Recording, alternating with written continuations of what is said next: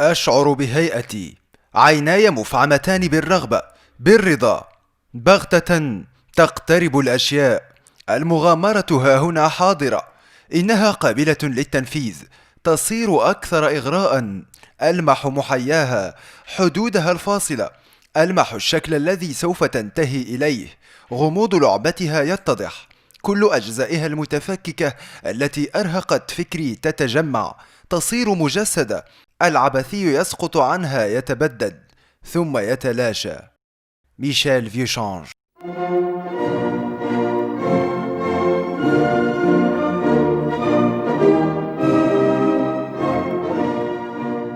سنة 1930 لم ينل من عزم ميشيل فيوشانج لا الجوع ولا العطش ولا العواصف الرملية ولا الشمس الملتهبة أو التيه في الصحراء.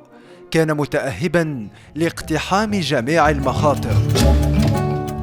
طار كالمستعجل قادما من فرنسا، بصيص أمله الوحيد هو السفر، وحلمه هو الوصول إلى السمارة ولو مشيا على أقدام دامية.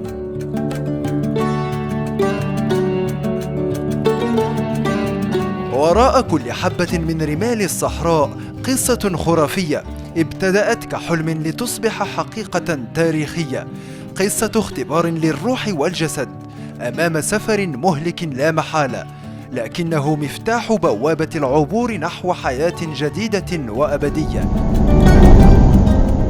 قصة مكان يمتد بلا حدود كي يمنح قيمة سرمدية لخطى ميشيل فيوشانج.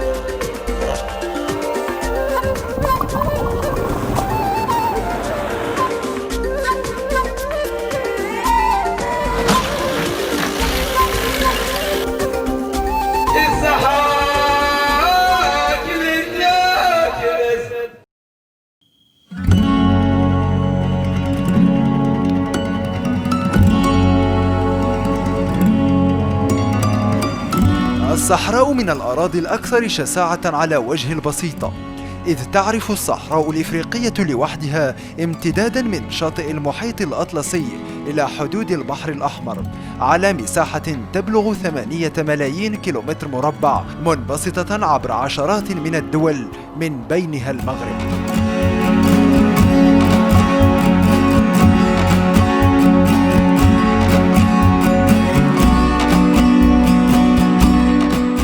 التساقطات المطرية التي تقل عن 100 مليلتر خلال السنة، إضافة إلى التبخر المائي والانجراف، كلها عوامل طبيعية تساهم في ظهور التصحر الذي يهدد جميع أنواع الحياة بالموت والفناء. ورغم الإجماع بانعدام الحياة، فقد تتخلل هذه المناطق الصحراوية بعض الواحات التي تشكل ملجأ عيش للرعاة الرحل وبعض المزارعين شبه المستقرين.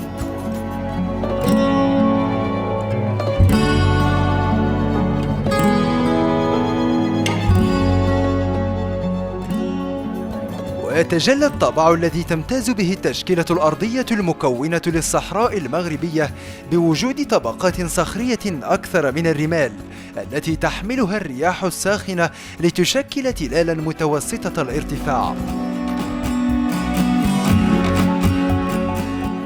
وتكاد الطرق في بعض الأراضي الصحراوية تنعدم، ويشكل وجود أغلبها عائقا منيعا، حيث لا يمكن عبورها إلا بواسطة الجمال أو وسيلة من وسائل النقل الخاصة بالمسالك الرملية الوعرة.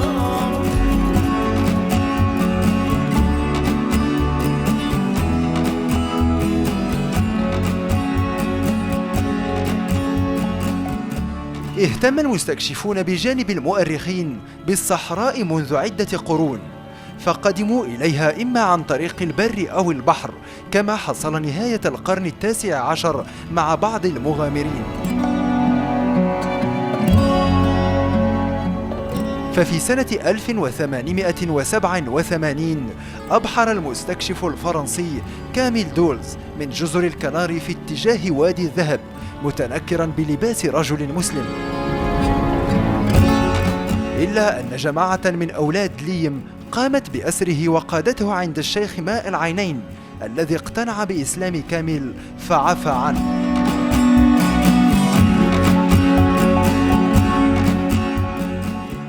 بعد مضي 16 عاما عن رحلة دولز، أبحر جاك لوبودي نحو شواطئ المغرب الجنوبية طامعا في تأسيس إمبراطورية كبيرة، لكن حلمه سرعان ما دفنته رمال الصحراء وذهب أدراج الرياح.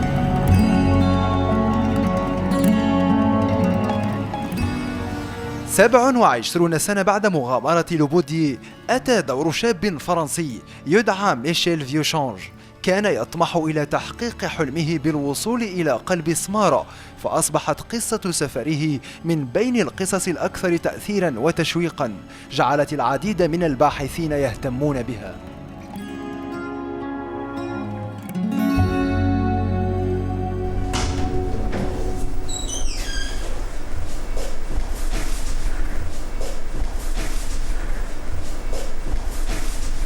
باتريك آدام باحث فرنسي قادته الصدفة إلى قصة ميشيل فيوشانج فصار مهووسا بها، ظل يجمع شتاتها متنقلا عبر جميع محطاتها، ينبش في ذاكرة الماضي البعيد ليعيد إليها الحياة ويخلصها من قبضة النسيان. المهم بالنسبة إلي هو وجودي داخل هذه القصة، حيث أصبحت جزءا منها. لا أقول بأنني اكتفيت ببعض جوانبها، ولكنني صرت داخلها، وأحاول قدر المستطاع أن أتعامل معها بكل نزاهة. كما أعمل على إحيائها بإعادة تشخيص وقائعها كي لا تظل قصة مرتبطة بالماضي بل حدثا من أحداث اليوم.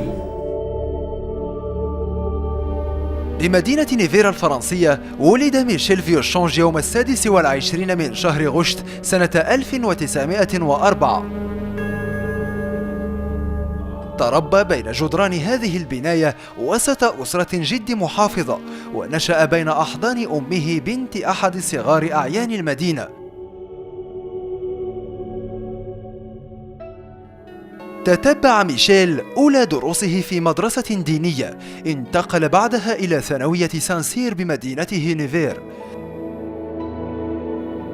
منذ بداية تعليمه الابتدائي أظهر ميشيل عن كفاءات أدبية مهمة، كما برز شغفه بالكتابة.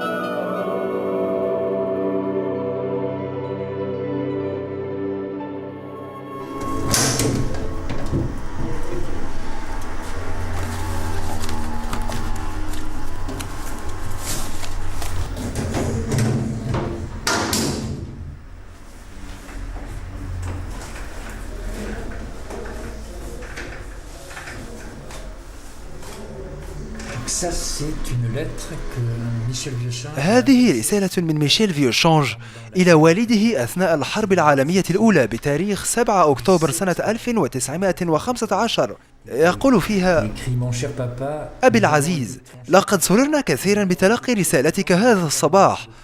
كنا قلقين لأننا لم نتوصل بأخبارك منذ انتصارنا في معركة الشامباني. إن عملك في مركز للمراقبة يمكنك من رؤية أشياء مثيرة، ولكنها حزينة جدا. سوف نكون مسرورين للإصغاء إليك وأنت تروي لنا كل ما شاهدته خلال هذه المعارك الكبيرة. إذا كان مركز المراقبة مهما، فإننا واعون بكونه محفوف بالمخاطر وأنك مهدد في كل لحظة. لذلك أطلب من الله أن يحفظك وأن يعيدك سالما بعد النصر. لقد عدنا لمتابعة دروسنا منذ اليوم الاثنين. إنني الآن في القسم الخامس مع الأستاذ كولان، وأعدك بأنني سوف أثابر من أجل إرضائك. تقبل والدي العزيز قبلات المودة من صغيرك ميشيل. بعد بلوغه سن 18 من عمره، رحل ميشيل فيوشانج إلى باريس، حيث بدأ مشوار التعليم الجامعي في جامعة السوربون، كما تسجل في مدرسة اللوفر لميوله الشديد للفنون.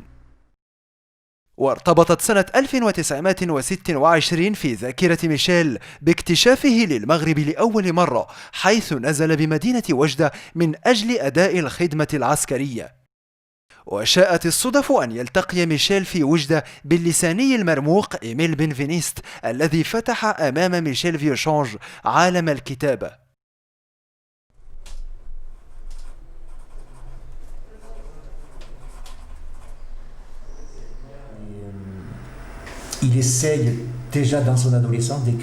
حاول ميشيل فيوشانج ممارسة الكتابة منذ سن المراهقة. قرر كتابة عمله الروائي الأول الذي تدور أحداثه في اليونان أيام عهد بيريكلس. اختار الرواية الكلاسيكية، وكان يفكر في إعادة تجسيد وإنشاء الأحداث المأساوية لقصة غرامية وقعت في روما خلال القرن الرابع. فعزم ميشيل على السفر نحو أثينا. كان عمره آنذاك 19 سنة، وسافر بمفرده عبر جميع دول أوروبا في وقت كانت فيه أوروبا جد مضطربة، حيث كانت هناك ثورة كبيرة في تشيكوسلوفاكيا مثلا. تنقل عبر جميع دول أوروبا ليصل أخيرا إلى أثينا، حيث شاهد المدينة عن قرب، ولم يدم بقاؤه بها سوى بضعة أيام.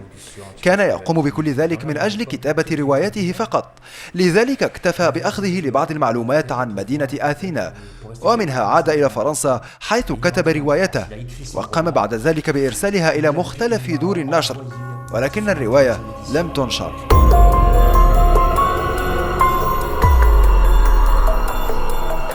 قال ميشيل فيوشانج ذات يوم: إنني محتاج إلى خطر أختاره بنفسي، فكان له ما أراد.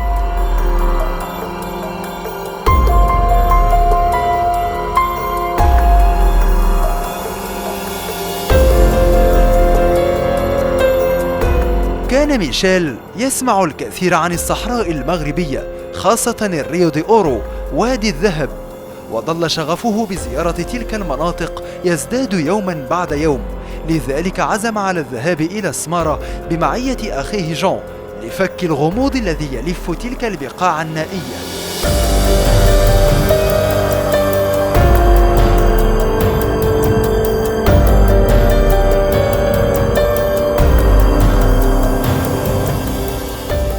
لكن مشروعا كبيرا مثل ذلك لن يحققه لوحده، لعدم معرفته بطرق المغرب ولصعوبة التواصل. لذلك لجأ إلى البحث عن مساعدة، فكانت الصويرة محطته الأولى، وكان هذا الشخص هو مفتاح مغامرته.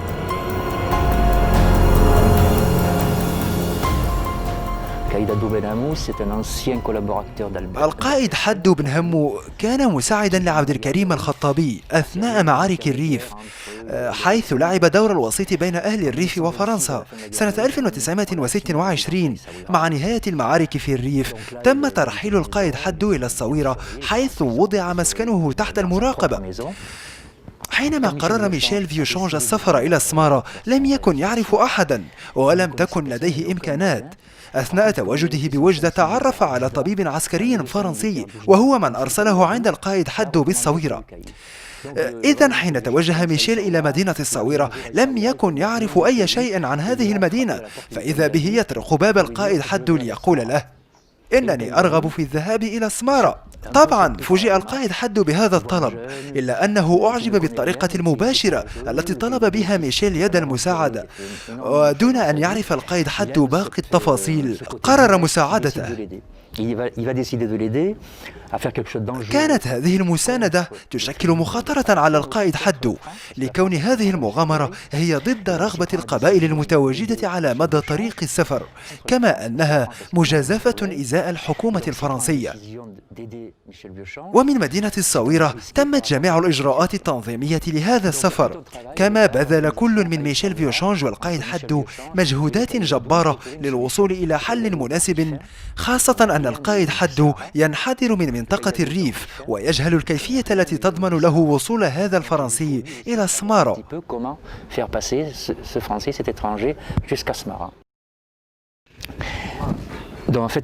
وأثناء انشغال ميشيل بترتيب لوازم سفره كان القائد حدو بدوره يفكر في حيلة ناجحة لضمان سلامة هذا المسافر. كان الحل الوحيد هو إرسال ميشيل فيوشانج متخفيا ومتقمصا لشخصية مألوفة، كما فعل جل الرحالة والمغامرين الذين قاموا بزيارة المناطق الممنوعة. شارل دوفوكو زار الصحراء متقمصا شخصية متجول عربي ذو أصل يهودي. كاميل دولز سافر كذلك إلى الصحراء منتحلا شخصية تاجر تركي. وكذلك الشأن بالنسبة لميشيل فيوشانج الذي يلزمه البحث عن الزي المناسب من أجل عبور تلك المناطق. كان ميشيل فيوشانج يعلم أن الذهاب إلى المناطق الصحراوية أمر خطير على حياته بسبب الحروب التي تنشب بين القبائل، إضافة إلى أن الاستعمار كان قاب قوسين من الوصول إلى الصحراء. لهذا وضع ميشيل بمساعدة القائد حدو العديد من الاقتراحات. ترددوا كثيرا، اقترحوا أن يتقمص ميشيل فيوشانج شخصية جندي ألماني هارب أو تاجر أمريكي، غير أن هذه الحلول كلها لم تكن مقنعة. وأخيرا اقترح عليهم أحد مساعدي القائد حدو بأن يتنكر ميشيل بزي امرأة وأن يسافر وسط قافلة صغيرة تضم تجارا أمازيغيين يتجهون نحو الجنوب. فبعد تنكره بزي امرأة سيتحرر ميشيل فيوشانج من مشكل التواصل واللغة وأسئلة الفضوليين. كان ميشيل فيوشانج يرغب في مصاحبة أخيه أثناء السفر، إلا أن القائد حدو قد أقنعه ببقاء أخيه الذي يمكنه أن يتدخل كلما حدثت طارئة، كأن يتعرض ميشيل للمرض حيث يمكن لجون الذي درس الطب أن يسرع لإنقاذه. وفي حالة تعرض ميشيل لاختطاف أو حجز يمكن لأخيه جون أن يقوم بالواجب من أجل إنقاذه، ولو اقتضى الحال الاتصال بالحكومة الفرنسية في حالة مستعصية. وهكذا تم الاتفاق على أن يسافر ميشيل ويبقى جون فيوشانج ليتدخل كلما تعرض أخوه للخطر وليلعب دور المنسق بين جميع الأطراف المشاركة في هذه الرحلة.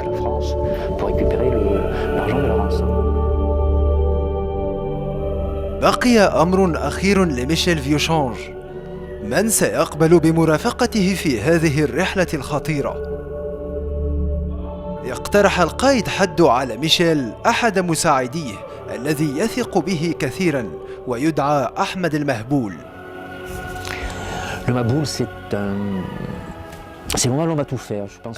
أحمد المهبول هو رجل المهمات الصعبة، بحيث تعامل معه القائد حدو من قبل، لذلك كلفه بهذه المهمة.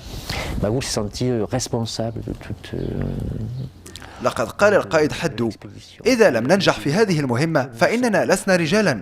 وهذا الكلام هو بمثابة ميثاق أخلاقي يوضح تزكية القائد حدو لهذه المهمة.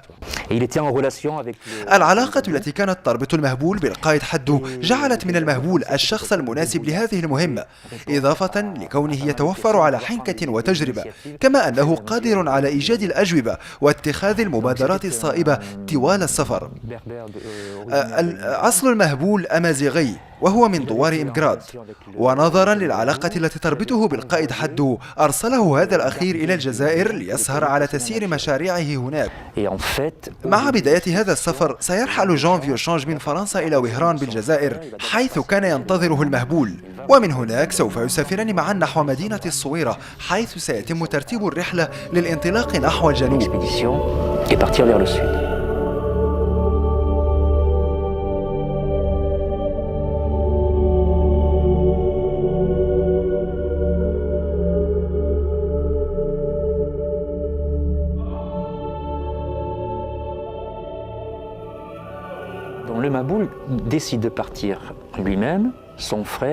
قرر المهبول السفر بمرافقة أخيه وعلي بوجمعة الملقب بالشيباني، ولإعطاء صورة أكثر واقعية بأن هذه المجموعة تشكل عائلة، اختار امرأتين. الأولى وتدعى بوس كانت آنذاك في العقد الرابع من عمرها وكانت من أقاربه، ثم فتاة صغيرة لا يتجاوز عمرها 15 سنة واسمها فاطمة وتنان، كانت بنت إحدى المشتغلات عند المهبول. ومن هذه المجموعة تشكلت عائلة صغيرة.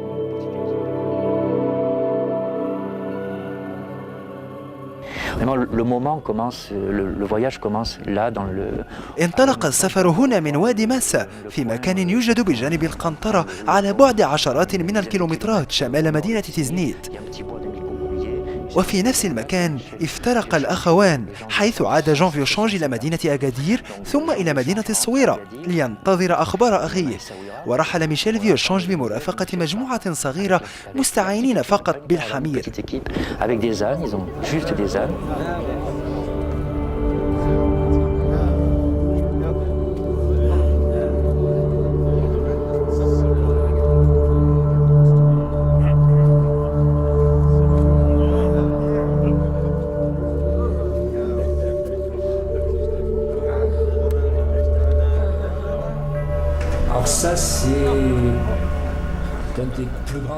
من أجمل الذكريات التي صادفتها طوال أبحاثي وتحرياتي حول قصة ميشيل فيوشانج السيدة فاطمة وتنان، عمرها اليوم 88 سنة، في حين أنها لم تتجاوز سن 15 أثناء سفرها مع المجموعة التي رافقت ميشيل فيوشانج. لقد نسيت تماما هذه القصة، لم يخبرها أحد عن بقية أحداثها. سافرت ثم عادت إلى دوارها وظلت تجهل كل شيء عن هذه المغامرة. بعد مضي 70 سنة التقيت معها بدوار إحوماش وحكيت لها نهاية القصة. 70 سنة ظلت خلالها أسرار نهاية القصة مكتومة عن فاطمة وتنان التي تسكن هنا بدوار إحوماش الواقع على بعد بضع كيلومترات جنوب مدينة الصويرة.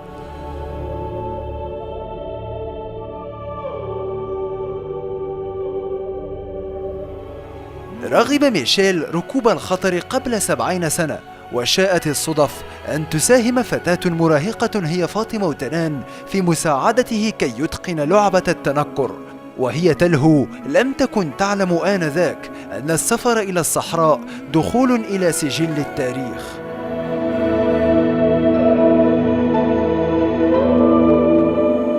وشاء القدر أن تنبعث القصة من جديد في شخص باتريك آدم ليعيد إليها عهد الماضي الحافل بالذكريات.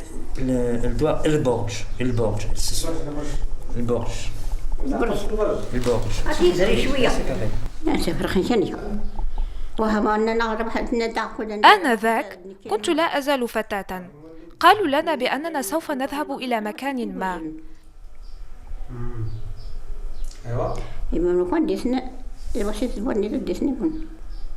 كان هناك شخصان أجنبيان، رحل واحد منهما في سيارتي ورافقنا الثاني. ألبسناه إزارا وزيا أبيض اللون، ولففنا حول رأسه عمامة، وطلعناه ببعض الصباغة. كنا نريد أن يبدو أقل نقاوة. وهل كنتم على علم بأنه رجل؟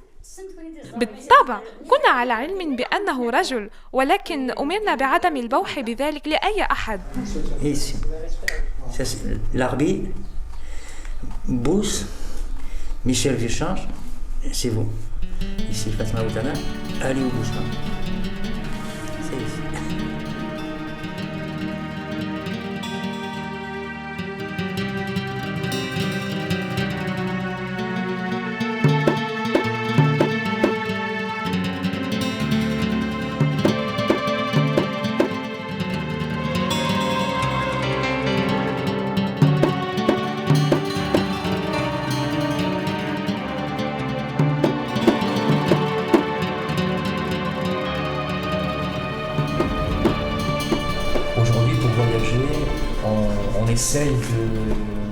السفر حاليا يخضع للعديد من التنظيمات والكثير من الاستعدادات، على عكس سفر ميشيل فيوشانج. لم يكن هناك أي تنظيم أو استعداد كاف نظرا للسرعة التي تم بها، ومن ثم فجميع العراقيل التي تخللت هذا السفر كانت بسبب إغفال هذا الجانب التنظيمي. ورغم ذلك سوف يحقق سفرا رائعا. صحيح أن الرهان كان صعبا جدا، ولكنه في الأخير تمكن من تحقيق هدفه، والأجمل هو هذه المشاق التي تعرض لها خلال جميع مراحل تنقله، وهو ما جعل هذا السفر ذا أهمية كبرى.